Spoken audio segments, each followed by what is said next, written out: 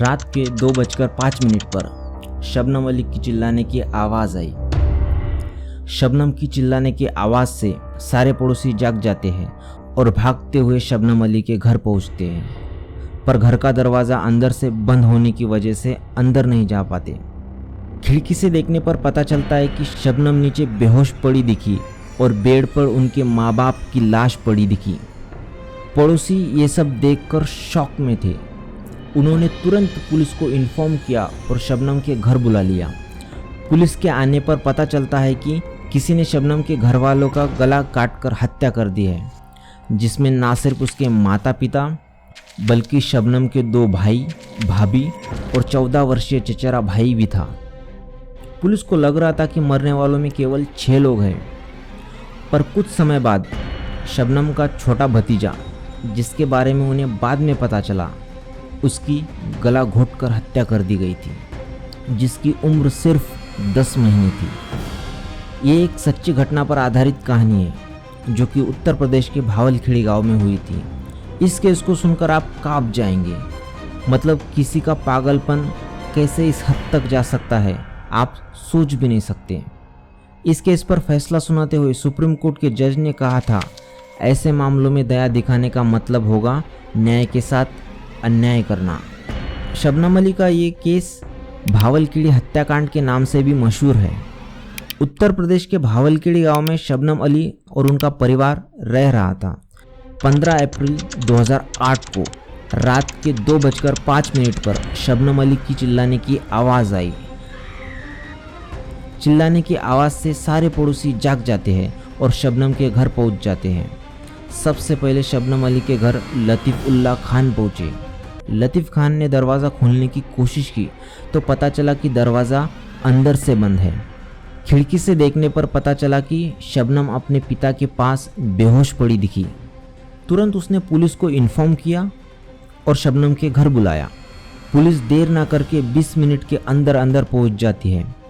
Police ने दरवाज़ा तोड़ दिया और अंदर जाकर देखा कि शबनम के माता पिता की लाश बेड पर पड़ी थी। लाश के बगल में ज़मीन पर शबनम बेहोश पड़ी हुई थी। शबनम के माँ बाप की गर्दन बुरी तरीके से कटी हुई थी। घर की तलाशी लेने पर ऊपर वाले कमरे में शबनम के 2 भाई, भाभी और 14 वर्षीय चचेरा भाई के शव भी खून से लथपथ कमरे में कटे हुए थे।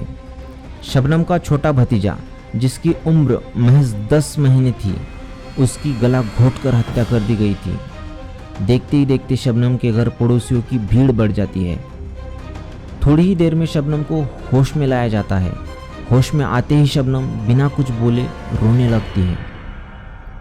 शबनम की रो रो कर हालत खराब हो रही थी, पर पुलिस वालों को शबनम अली का बयान लेना था। थोड़ी ही देर बाद पुलिस ने कुछ सवाल पूछे। शबनम अली ने बताया कि कोई आया और सबको मारकर चला गया। उसके मुताबिक वो नहीं जानती कि वो कौन थे और कहाँ से आए थे। शबनम ने शक के आधार पर बताया कि हो सकता है ये डाका उसके चचेरे भाइयों ने डलवाया हो। शबनम की बिगड़ती हुई हालत देखकर पुलिस उसे पूछताछ बंद कर देती है। पुलिस वाले डेड बॉडीज़ को पोस्टमार्टम के लिए भेज देते हैं और केस की जांच में लग जाते हैं। लतीफ़ खान के मुताबिक उसे रात में 2 बजे शबनम की चिल्लाने की आवाज़ आई। जब उन्होंने आके देखा तो शबनम अपने पिता के पास बेहोश पड़ी दिखी। उस टाइम शबनम पुलिस को बयान देने से बचते हुई दिखी। इधर फॉरेंसिक रिपोर्ट में एक शॉक कर देने वाली बात सामने आती है। रिपोर्ट में सभी की बॉडीज़ में बेहोश करने वाली दवा बड़ी मात्रा में मिली। दवा उन्हें खाने के ज़रिए दी गई थी। सभी की बॉडी में बेहोश करने वाली दवा मिलना और शबनम का बच जाना, ये सब बातें पुलिस का शक शबनम की और भी गहरा करती जा रही थी। कुछ ही समय में ये खबर पूरी देश में फैल जाती है। पुलिस शक के आधार पर शबनम से पूछताछ करती है, पर शबनम अपने बयान पर बनी रहती है। वो बार बार मुझे नहीं पता इसकी रट लगाए रहती है। इस पर पुलिस ने पूछा कि तुम कहाँ थी और नीचे क्यों आई। शबनम कहती है कि वो छत पर सो रही थी। नीचे बाथरूम के लिए आई तो देखा कि उनके माता पिता को किसी ने मार डाला है। देखते ही मैं चिल्लाई और बेहोश हो गई। और शबनम आगे कहती है, हो सकता है मैं ऊपर थी इसलिए बच गई। शबनम बार बार पुलिस को उसके चचेरे भाई पर शक जताती। जब पुलिस ने बताया कि दरवाज़ा अंदर से बंद था तो कोई कैसे बाहर से अंदर आ सकता है, और अगर आ भी गया तो अंदर से किसने बंद किया, क्योंकि घर के अंदर तो तुम्हारे अलावा सभी की जान जा चुकी थी। इस पर शबनम लड़खड़ाते हुए कहने लगी कि हो सकता है आरोपी पिछली दीवार चढ़ के आए हो, पर पुलिस के मुताबिक अंदर किसी के भी आने की और जाने की सबूत नहीं मिलते। अब ये तो पुलिस को पता चल चुका था कि ये फुल प्लानिंग के तहत किए गए मर्डर है। सभी को एक साथ दवा देना और एक का बच जाना, ये सभी सबूत एक शबनम की ओर इशारा कर रहे थे। इसी के आधार पर पुलिस शबनम से बार बार पूछताछ करने लगी। फिर से घर की तलाशी लेने पर पुलिस को एक मोबाइल मिलता है जिसमें एक ही नंबर पर बार बार कॉल किया गया था। पुलिस फ़ोन की कॉल हिस्ट्री निकालती है तो पता चलता है कि हत्याकांड वाले दिन भी यह नंबर एक्टिव था। जब उस नंबर की जांच होती है तो कहानी में एक और किरदार सामने आता है जिसका नाम था मोहम्मद सलीम।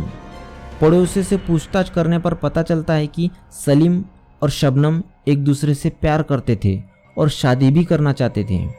कुछ पड़ोसी पुलिस को बताते हैं कि घटना वाले दिन भी सलीम को रात में शबनम के घर देखा गया था।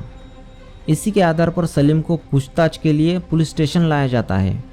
शबनम पुलिस को बता चुकी थी कि उसे फ़ोन के बारे में कुछ नहीं पता। इधर सलीम का कहना था कि वो दोनों रिलेशनशिप में थे और शादी भी करना चाहते थे, पर उसने शबनम के घर वालों को नहीं मारा।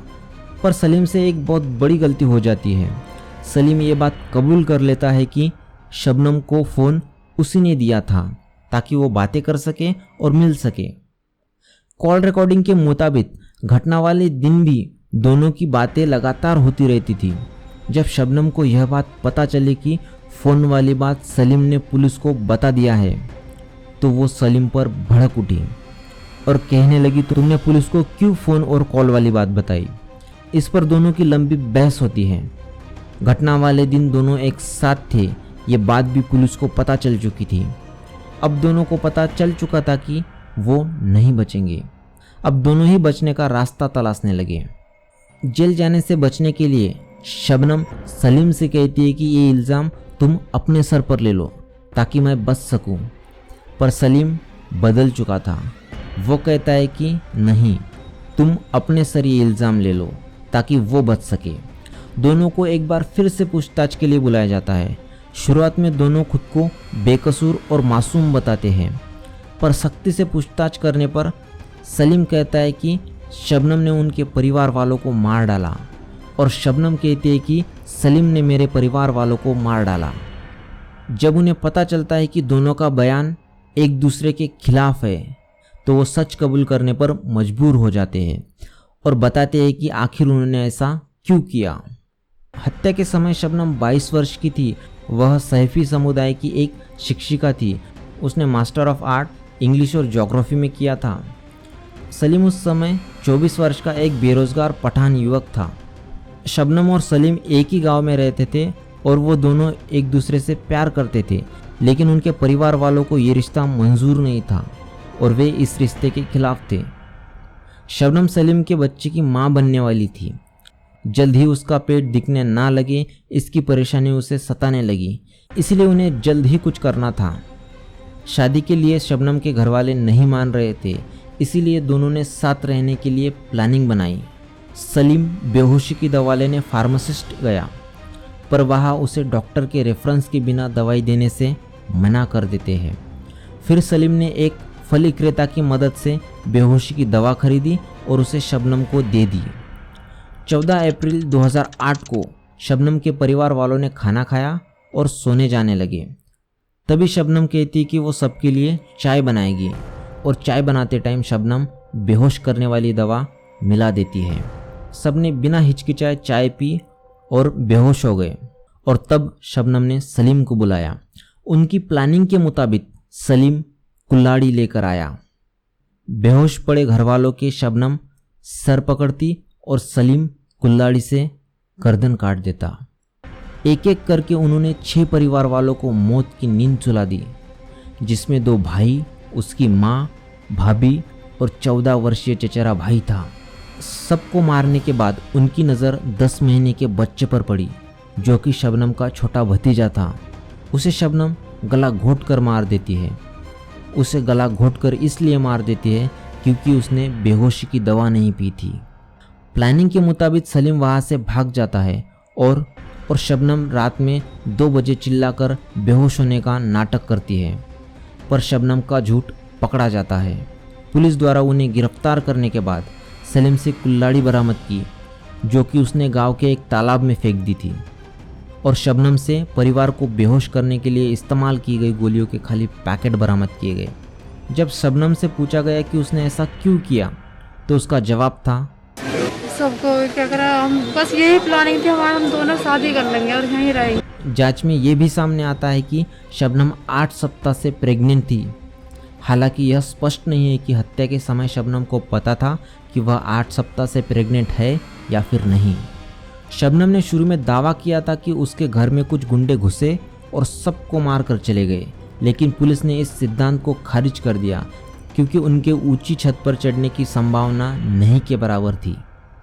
फॉरेंसिक अधिकारी मनवीर सिंह की गवाही के अनुसार घर का लोहे का दरवाज़ा अंदर से बंद था और वहाँ कोई फिंगरप्रिंट या अन्य सबूत नहीं थे।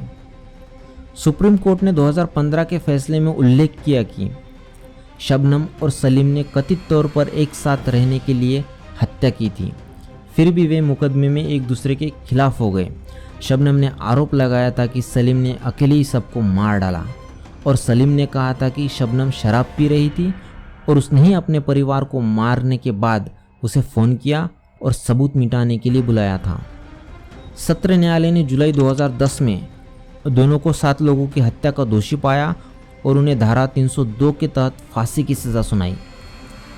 न्यायालय ने फैसला सुनाते वक्त कहा, यह अपराध अत्यंत गंभीर है, जिसमें एक शिक्षित महिला ने अपने ही परिवार के 7 सदस्यों की हत्या की, जिसमें एक 10 महीने का बच्चा भी शामिल था। यह अपराध निचली से निचली श्रेणी में आता है। शबनम और सलीम ने अप्रैल 2013 में उत्तर प्रदेश के उच्च न्यायालय में अपील की।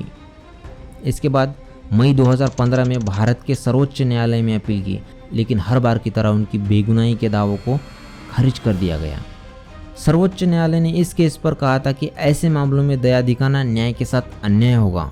शबनम ने एक बार भी नहीं सोचा कि मैं उन 7 लोगों की जान ले रही हूँ जो कि ना सिर्फ उनके अपने थे बल्कि बेकसूर थे, जिनका कोई दोष नहीं था, जिसमें उसका भतीजा जो कि सिर्फ 10 महीने का था। इस केस को सुनने के बाद आपको क्या लगा, हमारे साथ ज़रूर शेयर कीजिएगा, क्योंकि इससे फ़र्क पड़ता है।